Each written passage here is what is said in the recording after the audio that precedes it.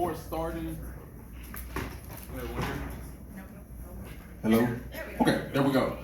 Before starting, I definitely want to start with some disclaimers. The first one being, there are no absolutes.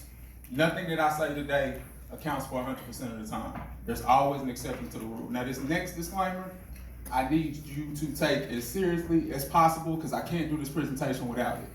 I need you to understand the words and things that I speak of today in no shape, form, or fashion are trying to dismiss or excuse what women have suffered at the hands of men. I can't go forward if you don't hear that message because nothing that I say today is geared towards that. Y'all feel? Go ahead and come in. So this is my family. You're gonna start off with that. The reason why I put them up there is because that's why I'm on the stage. I can't do anything that I do without consideration of my kids. And I want to thank my queen because she is the reason why I'm healthy enough to even address some of the things. I'm gonna get very personal, but through working with her, I've been able to be at a place where I can really get this message and hopefully be effective for other people. So my objectives are today. First objective is to significantly decrease the amount of sexual assaults that women experience, particularly on college campuses. My second objective is to create a safe space for men to begin to speak on sexual assault. That is a very difficult and complex situation. So going forward, I want to address something called rape culture.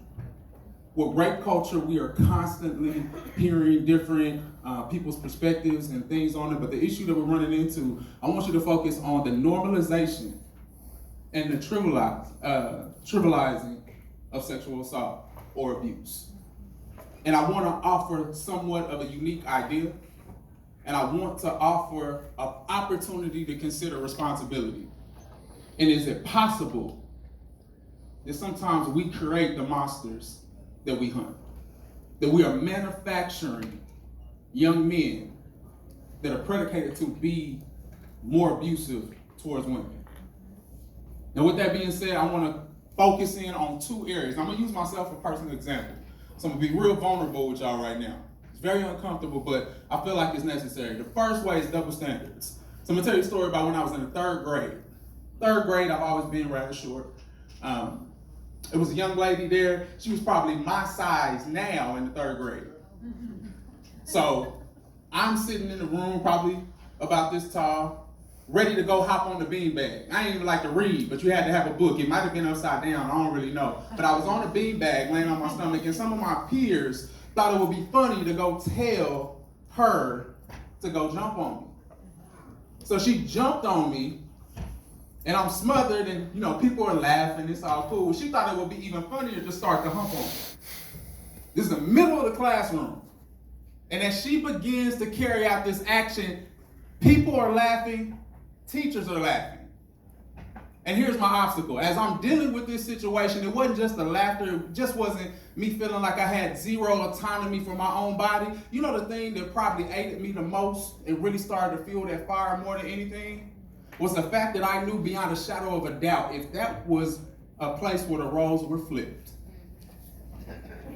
If I was the one that decided to jump on a young lady and hump, I highly doubt laughter would have came after that. And that aggravation, that frustration, that anger, and that absence of any type of action produced a lot of things that I wasn't even able to acknowledge until I was 30. Then we go to a second place. The reality that we're dealing with right now, and I have a little bit of research to back it up, sexual assault isn't even considered sexual assault when it's from a female to a boy. We have created a culture where that's okay. I want you to think about media. Think about when the young boy is chased by the sexy cougar and is forced upon him, kissed on him, and all of these jokes. There is no uproar. There is no rage. And the obstacle we sit in now reminds me of another situation I dealt with when I was, again, 9 years old. Church, right? Church is safe, right? Church is the safe place. That's where all the people are there that are going to protect you, hold you up, love you. But here's the issue. 9 years old, my favorite part about Sunday evening service was the Sunday evening meal. I was ready to eat. So as I go in and I begin to get ready for this meal, a woman walks up to me and says, "Hey, did you wash your hands?" I said, "No, ma'am." So I went into the bathroom to wash my hands, and shortly after, she had followed me in.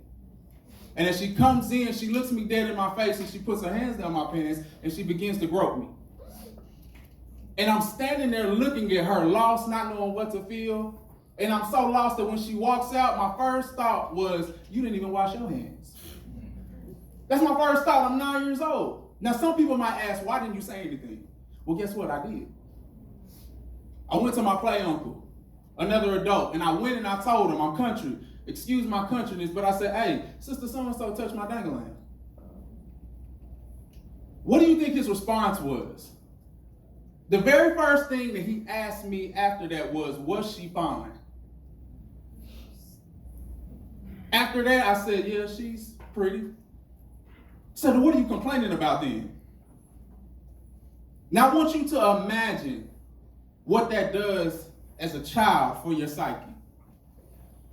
When you have an experience like that and somebody's telling you that you're supposed to want it, you're supposed to go for it. That's what you're supposed to do because you're a man, you're a boy. You get accolades. The only place where sexual assault is praised, to this point, I've seen in that area. Going through some statistics, I did a survey of 100 people, 101, ended up taking it. And the question we asked is, while you were under the age of 16, did you ever have sexual experience with a female 18 or older? 41 people said yes. Then we asked a question from a mindset standpoint. At the age of 12, if a very attractive adult female began to engage you sexually, would you consider that sexual assault? And 60 people said no. Now let me break these two things down for you. The issue is, we had at least, out of 100 people, at least 40 of them had been sexually assaulted. This is all males. But 60% of them wouldn't even have considered it sexual assault if it had happened to them. Now my issue that I'm going forward with is, what's the call to action? The first is to protect our boys in the way we protect our girls. My grandparents have no idea how many times they pushed me into the arms of my abusers. Because when a young boy is pulling away from another young lady, we acting funny. And we better get over there and give Sister so-and-so a hug. The other issue is be and create a safe space for men to begin to talk about that. Now, my obstacle that I'm sitting at right now is I want people to begin to understand that if we don't begin to address this, you are increasing the likelihood that you have a husband, that you have a partner or friend that you can't even be real with a sexual position because they haven't healed yet. We're sending our daughters to campuses and engaging with men. Dr. Moore just brought up the other day, he said, "Hey, think of something that angers you when you're trying to get those weights up." That's what some of the coaches are saying. Now, what are we going to do when we find out the thing that they're imagining in their head is being assaulted at a young age? The thing that broke my heart, I had somebody call me just last week that watched one of the videos on this particular issue, and he said to me, he said, "Chris, after I watched your video for the first time, I realized why I don't date black women. Because every time I see a black woman, it reminds me of the cousins that made me go down on them when I was 6. How do we expect to even begin to address an issue of this magnitude until we change the culture? That's our responsibility. What I ask of you at this point is to be willing to consider how we're perpetuating this culture and what measures and steps we're willing to take to not just begin the conversation, but talk about the solution afterwards. Thank you so much for your time. Thank you.